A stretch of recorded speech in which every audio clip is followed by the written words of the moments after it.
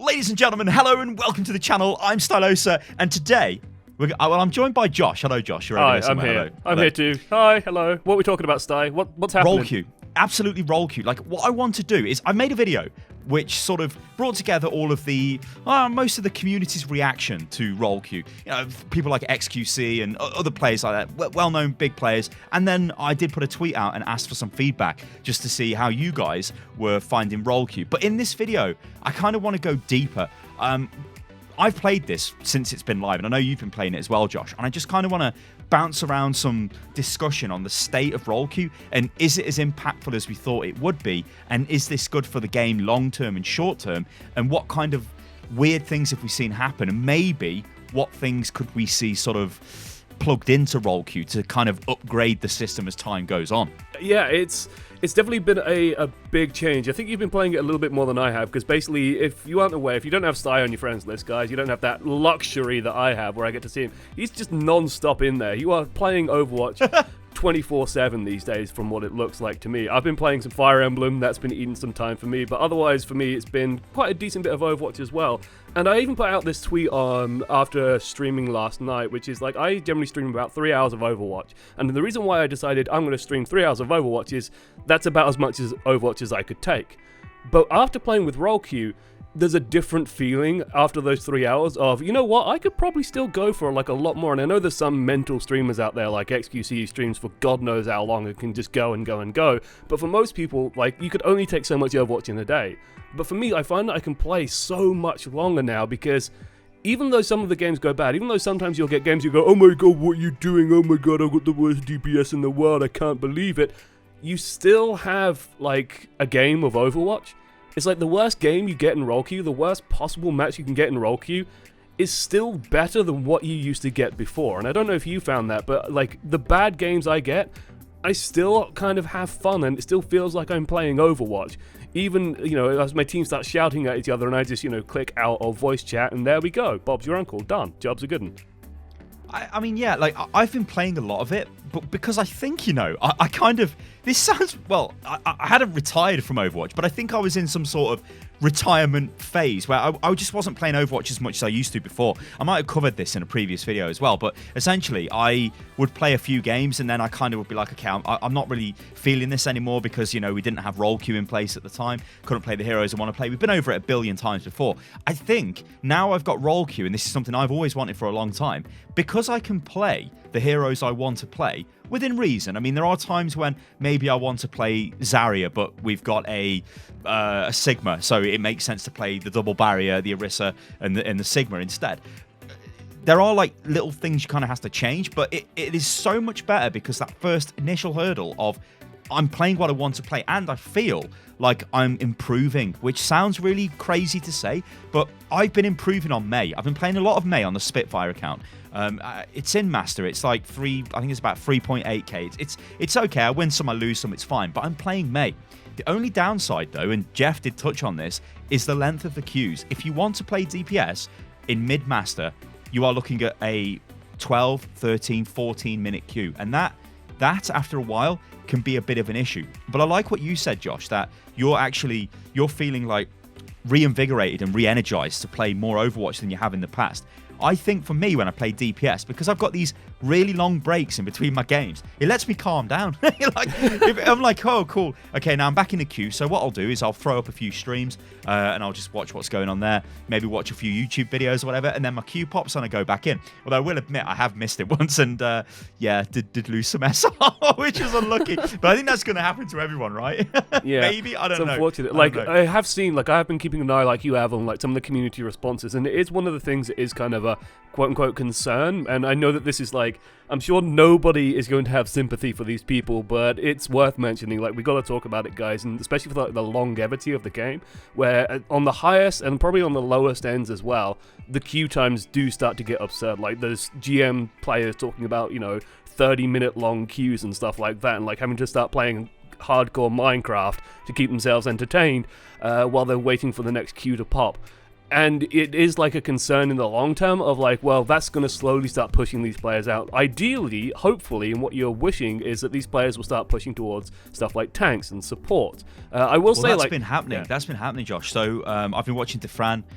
Craggy, Chipser, Defran especially, it's been playing support because he wants to get a game. You can't sit there in a 40-minute queue and because your chat are just going to be like, what the hell's going on? But admittedly, yeah, that is a very ultra high-end thing, and it doesn't really impact 99% And here's the thing, players. support is so much more fun now. Support is so much better in Role Queue. Support's in a really good place. I did my support placements the other day, and I was just like this feels so good, and it's just because you know that you know what the team's going to be, you know what the structure of the team is, and you know that I'm playing Ana, I am healing the tanks, and then I'm occasionally like splashing healing onto the other people. That's kind of my job as Ana, and you know that the other healer isn't going to suddenly swap to Widowmaker and stop contributing entirely. Like, you know that that's going to happen, and sometimes, sure, you'll get players that aren't used to support, but I think that will kind of even out over time, because that's one of the other things I've noticed is you can generally tell a little bit when someone is kind of uncomfortable with their role, right? You can kind of spot that. You can tell, yeah, you can tell. But that's a can. time adjustment thing, right? And especially with this beta season, like, now's kind of the time that people want to experiment as well. Well, I've seen, like, there's this idea of the off-roll troll, which is the latest troll in Overwatch, where people are just like, well, it's my off-roll, I don't care. And so they just do mad stuff. I've seen this happen in a few games, but the thing is, it's never as bad as it was before Role Queue. So out of all these games that I've played, I can tell you guys right now, I know that, I mean, I've been playing Overwatch for hours today before me and Josh recorded this video, but I can sit down now and have a really good session of Overwatch where I don't feel like I'm meeting trolls every other game. I don't feel like I've got throwers every other game. I feel like the structure, I mean, the thing you said about structure is totally right, and it works for tanks as well. You know you're going to get healed, and it's such a nice feeling. You can be really aggressive. If you play Reinhardt, or even, well, any of the main tanks, Sigma, Orisa, whatever, you can push forward, and you know you're going to get healed, and that is such a good feeling. Might not be the best healing ever, but it's better than, like you said, Josh, having your Ana just decide to swap to Widow and then you're left with a Lucio to heal you. That literally cannot happen.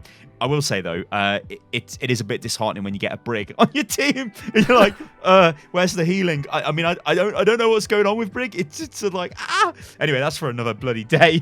Yeah, she's a weird one. Trolls is like, maybe this is something which is kind of coming into the game a little bit, because I've noticed it. I've also noticed a lot of hate towards DPS players, and I think this has always been there, but there is very much like, what the hell is our DPS doing, yada yada yada, when it might not actually be the DPS that are the problem, but it's easy to just go at the DPS. It kind of bounces, like, stuff like that will always bounce around, and generally what I find, and this has existed since, like, the original Dota, the idea of like blaming somebody else, and it's not just like, oh, I'm going to blame someone else, it's when the team does it, and generally what will happen is someone will start shouting at someone else and go like, oh my god, this guy isn't pulling his weight, and sometimes what will happen, not always, but sometimes what will happen is everyone else will kind of dogpile onto that person, because they're like, in their head it goes like, well, if we're shouting at that guy, we're not shouting at me. We're not shouting, it's not my fault, it's his fault. It's clearly that guy's fault, because it can't be my fault, and that guy's angry, so he must be angry about something. So everyone blame that guy, and everyone shout at that guy. And it does happen for DPS occasionally, like, oh my god, the DPS aren't pulling their weight. But I've also seen it happen for, like, people going, oh my god, I'm never getting any heals. And I'm just like, I can't heal you because you're in a terrible location. I've literally got a clip of someone, oh, I need healing, and I'm like, I can't heal you, just because it's his fault. And it's like, oh, the other guy can't heal, why isn't the other guy healing me? He's dead. It's sort of dealing with that kind of nonsense, and it's that's always going to be a part of Overwatch as well. That's just the interdependencies of Overwatch. You've got to rely on your teammates, and that's always going to cause friction, but it's so much easier to do now. It's so much more consistent in getting that team lineup where you can actually play as a team, and you actually have all these functional parts, and it doesn't just, oh, well, one guy died, everyone changes their heroes, now you've got 6 DPS, and now you're just playing a deathmatch. So I think as well, it is good that in a way, we do have different queue times for each role. So your support and your tank is generally faster than the DPS in most of the categories. I know apparently in Bronze, it's not the case. In Bronze, the DPS is the longest queue time or something mental. Oh, and obviously at the highest end of the ladder in your top 500, yeah. But this does mean that your player base becomes maybe more skillful as time goes on, because they will say, okay, I will pick up the healer. It's the old World of Warcraft dungeon queue thing, isn't it? Where it's like, well, if I play tank, I'm going to get the instant queue, but if I play my rogue or whatever, it's going to take me ages to get into the queue. Those type of things, and I think that does have a good effect, and I think over time will make the community better. But what I'd like to talk about now is the problems that are well, that I'm seeing with the system and maybe what could happen to it in the future. So I think straight away, I've got to say, I think this system does make Overwatch better. Like 100%, it makes the game better in my eyes. But there are some issues. Now, it's really frustrating when you get 2 off tanks in your game, and you can't do anything about that because you've just got a Zarya and a Hog. And it's like, well, okay. But there is, in my head, one fundamental thing that makes Overwatch. That's having a barrier tank. That's just the way the game is designed. If you don't have a barrier tank, you are so vulnerable and you'll just get spammed and destroyed, and it becomes quite frustrating. So I maybe would like to see a system where we do have a forced main tank as a slot. So if you do select tank, you say, I will play the Winston, any tank with a barrier. But then this is opening the floodgates to where do you stop this? Because you're like, what should we do, Sty? Do you just want us to run the meta, whatever the meta is, all of the time on whatever map? That's just mirror match after mirror match. And that's not really the essence of Overwatch. So it's a difficult one to talk about, but I do notice that's frustrating. And on the other hand as well, there's a lot of double barrier going around, I've noticed. And I've been told this is happening at a lot of different levels, like even way down into silver, where you're seeing Orisa and you're seeing Sigma. Yes. And this is everywhere. And this is really obnoxious to break through the barriers. So if you don't have barrier busting DPS, so if you've got like a Genji and then maybe a Mei, well, that's not really going to be enough to deal with the barriers that are just going to be everywhere, because you've got like a flanker and somebody that's not exactly known for burning a barrier down. In that case, your DPS would have to change. And this sort of ties into the whole idea of you have to be aware of what the enemy team is playing and then swap your hero to try and counter what's going on. But the thing with Role Queue is it really empowers one tricks, because you can one trick your hero. It's very unlikely you're going to run into another one trick who wants the same hero you want. Well, it's less unlikely. I don't want to say very unlikely, but it depends on your role. Harder. For DPS, it's much harder to bump into somebody who wants to play the hero you want to play. And if you're just a one trick, and I know I'm waffling a bit here, Josh, but there is also if you are a one trick, the system is much better at working out where you should place after you do your placement games. Because if your XQC was the example, so XQC is a tank, it's not really fair to call him a one trick, but he's a tank player. He doesn't really play support. Yet when he did his support, he actually dropped at 4.2k. And even he said, this is just ridiculous. Like, there's no way I'm a 4.2k support. I should be much lower. It's because the game doesn't know what his support is. So it's like, well, actually, because your other role is so high, we're just going to kind of put you close. And it's doing that throughout the ladder.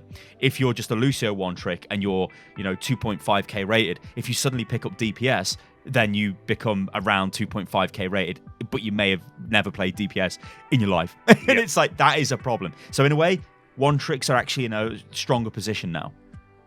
It's an interesting problem with the one tricks, but again, I see it as an issue of time, where it's like eventually that guy, even XQC, if he goes and he plays a ton of support, his MMR will eventually normalize back to where it is, and there's going to be a couple of games disruption, but the swing should be pretty heavy as well, because the way that Overwatch's systems generally work is if you don't have a lot of data, you will swing pretty wildly on how far you go. Actually, it might not happen with XQC, because when you get to high SR, it's just like 20 SR no matter what happens, basically. You just go down in very, set values. But for, us plebs, especially people around the middle of the ladder where you have that performance-based SR coming in as well, that will really normalize you quite quickly to about where you should be. So that's sort of an issue of time. The double barrier thing I find very interesting, because it's a weird double-edged sword, because I find that like Ryan Sigma is actually like a pretty fun and good tank mix. It actually feels quite satisfying to play, and it feels like that's a good way of like enabling Ryan back into the meta. He's kind of been pounded for a while, and having Sigma's second barrier just makes it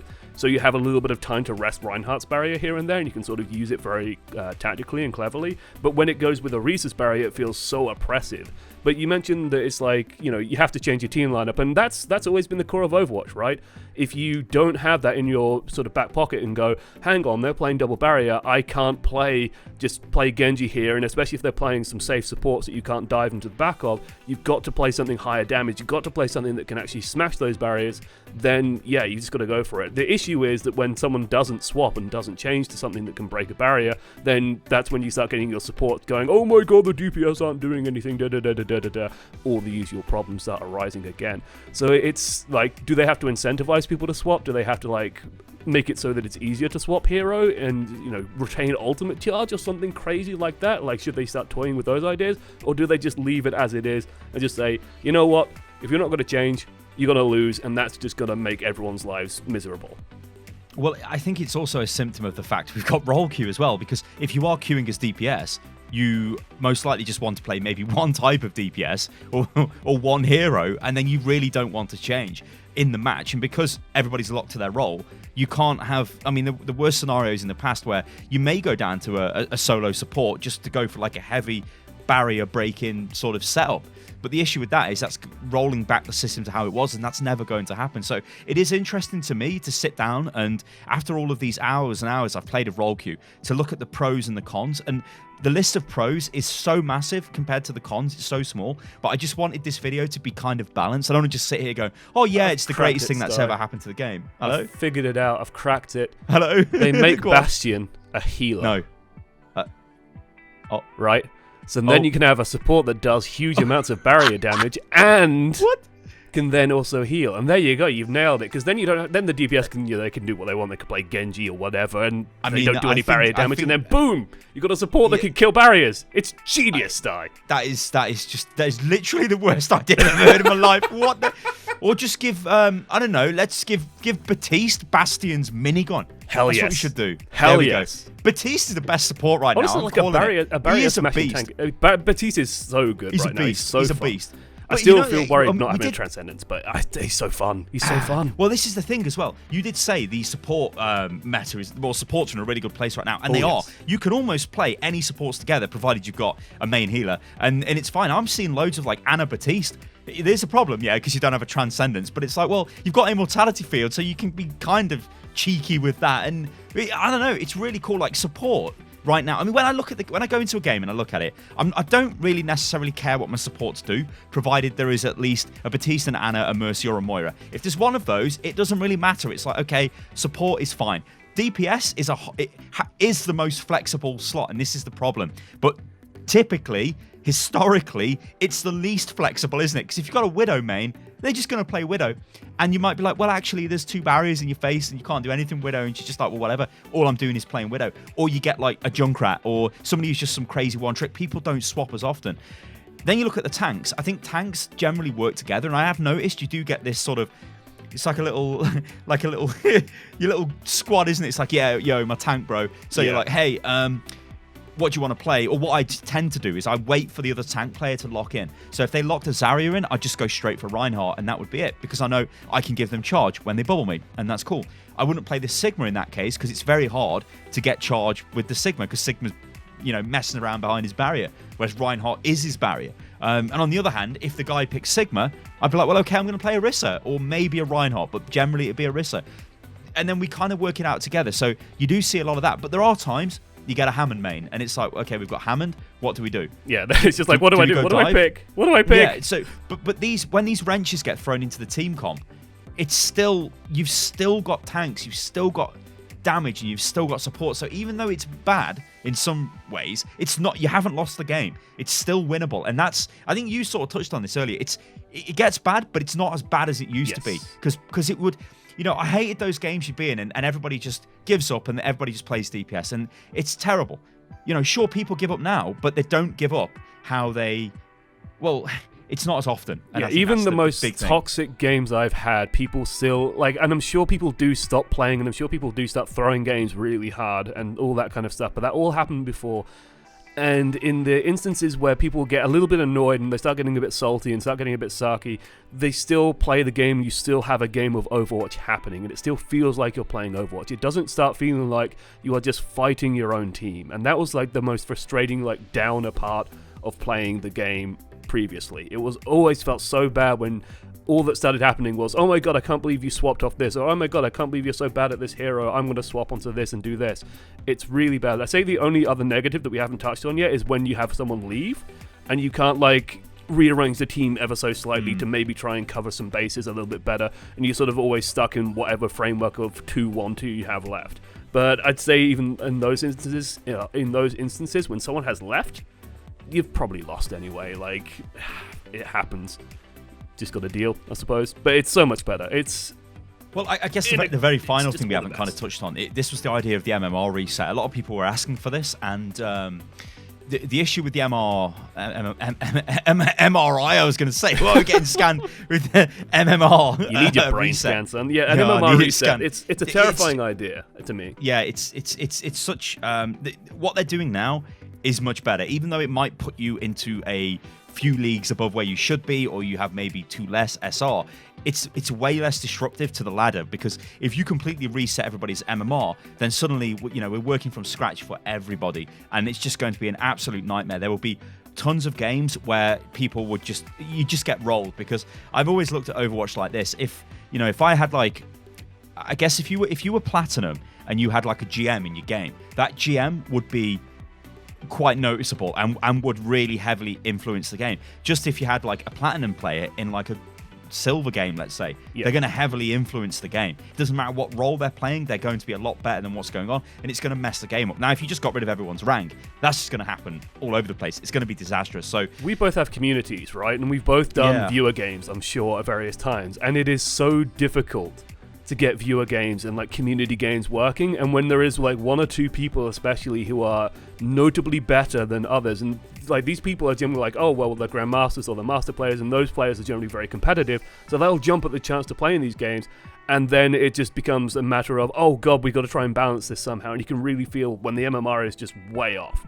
Like, it's so noticeable. So yeah, a rank reset will just lead to that happening over and over again, and the games will be extremely frustrating, like incredibly frustrating. All right, guys. Well, there you go. There are thoughts on Role Queue. I guess there are early thoughts after playing it. I say it's not even been out a week yet, but I've been playing it quite heavily. But I want you guys to let me know what you think about it in the comments below.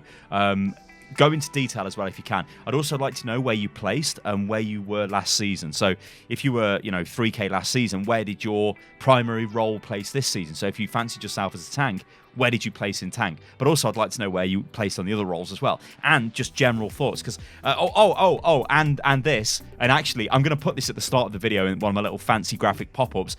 This season doesn't matter, guys. It's a Role Queue beta season, so it doesn't matter what your rank is. It's literally just going to be removed from your profile. You will get competitive points though, so you can farm your golden weapons, but don't worry. People have been sending me a lot of messages, and they're like, oh, this is terrible. Why is Sigma in competitive?